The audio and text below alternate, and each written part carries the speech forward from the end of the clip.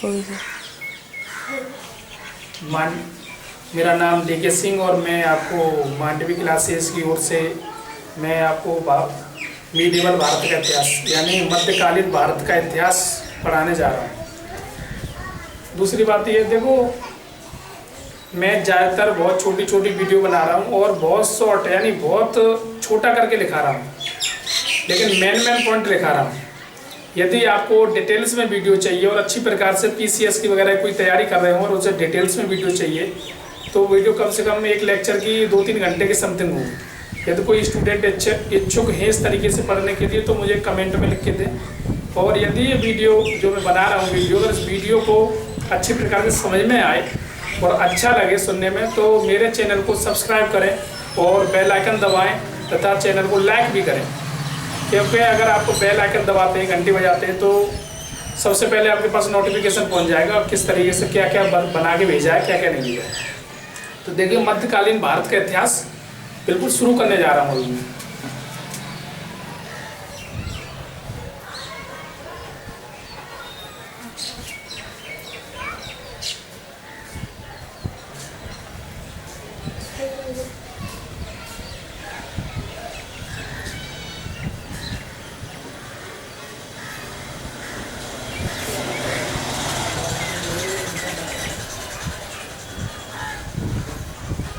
देखिए, मध्यकालीन भारत का इतिहास वहाँ से शुरू होता है।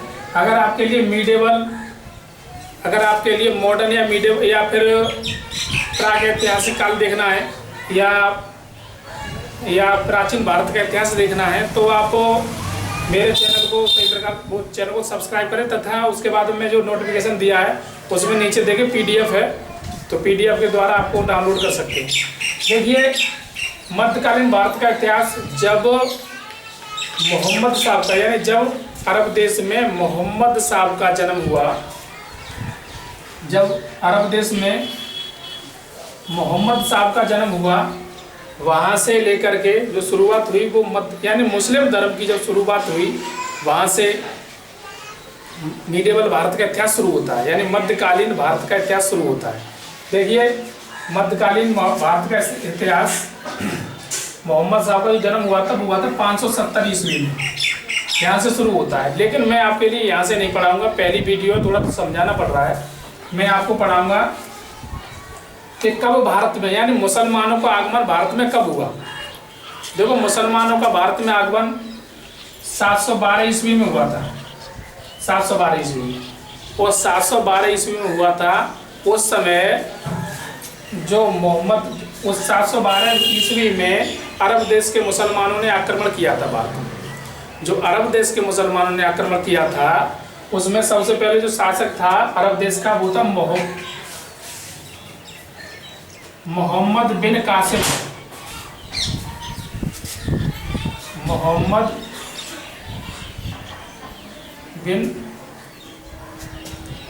कासिम यानी सबसे पहले जो भारत पर आक्रमण किया था वो किया था मोहम्मद बिन कासिम ने।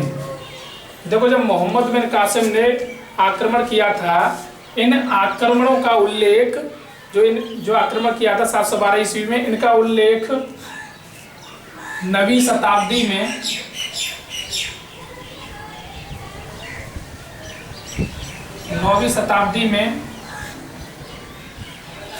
9वीं शताब्दी में अल-बिलादुरी द्वारा लिखी गई पुस्तक किताब फुतूह अल-बलिदान,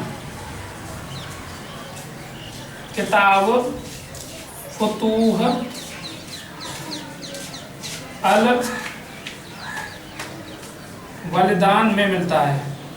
किताब फुतूह अल-बलिदान में मिलता है। कहीं पर क्वेश्चन आ जाए, जैसे इस तरीके से क्वेश्चन बनता है कि सबसे पहले किस देश के मुसलमानों ने आक्रमण किया था, तो सबसे पहले मोहम्मद बिन कासिम ने यानी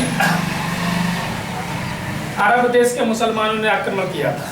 सबसे पहले भारत पर अरब देश के मुसलमानों ने आक्रमण किया था। वो आक्रमण में सबसे पहले किसने किया था? 712 ईस्वी मोहम्मद बिन कासिम ने। और इन आक्रमणों का उल्लेख यानी अरब देश के आक्रमणों का उल्लेख 9वीं शताब्दी में किताब फुतूह अल-बलिदान में मिलता है। यानी 9वीं शताब्दी में जो लिखी गई पुस्तक किताब फुतूह अल-बलिदान, ये पुस्तक अल बिलादुरी ने लिखी थी। ये पुस्तक अल बिलादुरी ने लिखी थी।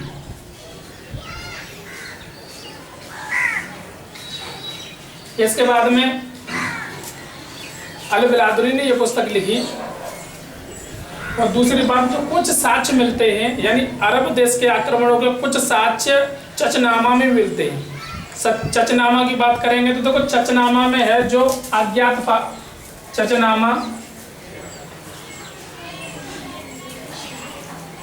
चचनामा ये अज्ञात लेखक द्वारा लिखी गई। कहीं पर देखो कहीं पर खान दिया होगा, खान ने लिखी थी, ऐसा कुछ नहीं है, इन्होंने नहीं लिखी थी। लेकिन चचनामा का जो फारसी में अनुवाद किया था, चचनामा का फारसी में अनुवाद हामिद बी अबी बकर कुफी, यानी चचनामा का अनुवाद 1216 ईस्वी में हामिद बी अबी बकर कुफी ने किया था। और कुछ साक्ष्य अरब देश के आक्रमणों का उल्लेख, यानी कुछ साक्ष्य चचनामा में मिलते हैं। दूसरी बात, जब मोहम्मद बिन कासिम ने भारत पर आक्रमण किया 712 ईस्वी में, उस समय जो भारत का यानी सिंधु का जो शासक था वो दाहिर था। उस समय भारत यानी सिंधु का शासक कौन था? सिंधु का शासक था दाहिर था। इस दाहिर पर आक्रमण किया। दाहिर की बात करेंगे तो दाहिर चच का भतीजा था। देखो, इससे ज़्यादा डिटेल्स में नहीं बता पाऊंगा, क्योंकि ज़्यादा डिटेल्स में अगर लेकर के जा रहा हूँ तो कहानी ज़्यादा डिटेल्स में जाएगी तो टाइम ज़्यादा वेस्ट हो रहा है। दाहिर था और दाहिर पर आक्रमण किया था। उस समय क्या हुआ? 712 ईस्वी में दाहिर क्या हुआ? पराजित हुआ। दाहिर पराजित हुआ और मोहम्मद बिन कासिम विजित हो गया। जब मोहम्मद बिन कासिम विजित हो गया तो उसके बाद में मोहम्मद बिन कासिम ने भारत में जजिया कर वसूला और दिरहम नाम का सिक्का चलाया।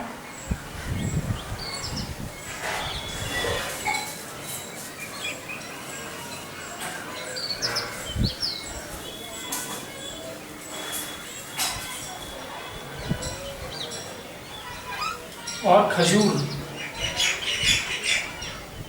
खजूर की खेती,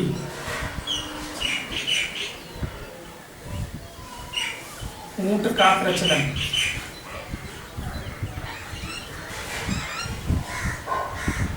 देखो, मोहम्मद बिन कासिम ने जब मोहम्मद बिन कासिम विजित हो गया तो उसने क्या किया? भारत में जजिया कर वसूला। ये जजिया कर क्या होता है? हिंदुओं की संपत्ति की सुरक्षा के बदले और हिंदू खुद की सुरक्षा के, यानी हिंदुओं की सुरक्षा के बदले, उनकी संपत्ति की सुरक्षा के बदले 1 रुपये वार्षिक कर लिया जाता था। 1 रुपये वार्षिक कर लिया जाता था। उसके बाद में मोहम्मद बिन कासिम ने खजूर की खेती का प्रचलन किया। खजूर की खेती का प्रचलन किया। उसके साथ साथ उसने ऊंट का भी प्रचलन भारत में मोहम्मद बिन कासिम ने किया है। और दिरहम नाम का सिक्का चलाया था। दिरहम नाम का सिक्का मोहम्मद बिन कासिम ने चलाया। कई बार एग्जाम में आया है कि दिरहम नाम का सिक्का सबसे पहले भारत में किसने चलाया? तो किसने चलाया था? मोहम्मद बिन कासिम ने चलाया था। ये सारे काम मोहम्मद बिन कासिम ने कराए। ये भी क्वेश्चन कई बार आया है कि जजिया कर सबसे पहले किसने वसूला था? तो जजिया कर सबसे पहले मोहम्मद बिन कासिम ने वसूला था। तो ये कहानियाँ सबसे पहले मोहम्मद बिन कासिम ने की थी। लेकिन अगर हम आक्रमणों की बात करेंगे तो 712 ईस्वी से पहले भी कई बार आक्रमण हुए। देखो, आक्रमण ये क्या नाम है इसका? मोहम्मद बिन साहब के जो वो थे, जे क्या नाम है, खलीफा थे, तो खलीफा अबू बकर उस्मान अली, इनके समय में भी आक्रमण हुए। लेकिन इन आक्रमणों का ज्ञान कराऊंगा और ये आपके मोहम्मद बिन कासिम के बारे में आक्रमण कराऊंगा, मोहम्मद साहब के बारे में आक्रमण कराऊंगा तो ये वाली जानकारी थोड़ी लॉन्ग हो जाएगी, और मोहम्मद बिन कासिम के बारे में थोड़ी डिटेल्स में जानकारी दूंगा, थोड़ा बड़ा वीडियो हो जाएगा। लेकिन बड़ा वीडियो आप लोग पसंद नहीं करते, इस चक्कर में बहुत शॉर्ट वीडियो बनाया है। दूसरी बात, जब इसने क्या किया, भारत में ये चीज़ प्रचलित कर दिया, तो उसके बाद में मोहम्मद बिन कासिम ने कुछ तो भारत में जीता होगा या कुछ तो प्राप्त किया होगा भारत से। तो इसने क्या किया, सबसे पहले राजनीतिक गतिविधियों का, राजनीतिक गतिविधियों का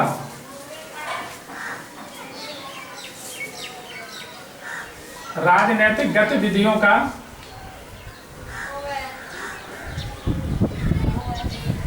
राजनीतिक गतिविधियां, नक्षत्र विज्ञान, दर्शन शास्त्र,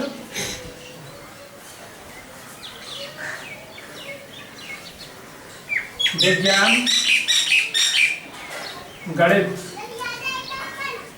इन सभी का, यानी मोहम्मद बिन कासिम ने भारत से राजनीतिक गतिविधियों का, दर्शन शास्त्र, नक्षत्र विज्ञान और विज्ञान और गणित, इन सभी का ज्ञान प्राप्त किया था। दूसरी बात, मोहम्मद बिन कासिम जब इसने राज्य किया है, जब विजित किया मोहम्मद बिन कासिम ने जब सिंध को विजित किया, तो विजित करने के बाद में उसने क्या किया, उस समय जो सिंध की राजधानी थी, सिंध की उस समय जो राजधानी थी वो थी आलोर।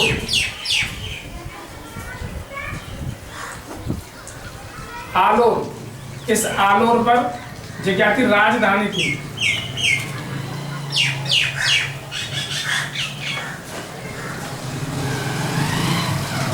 सिंध की राजधानी थी आलोर। इस आलोर पर अधिकार कर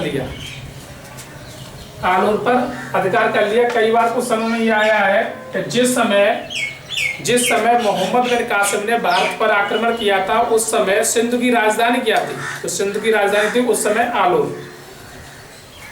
ये सारे क्वेश्चन इस तरीके से इसमें बनते हैं जो मैंने आपको बताए, ये मध्यकालीन भारत का इतिहास है।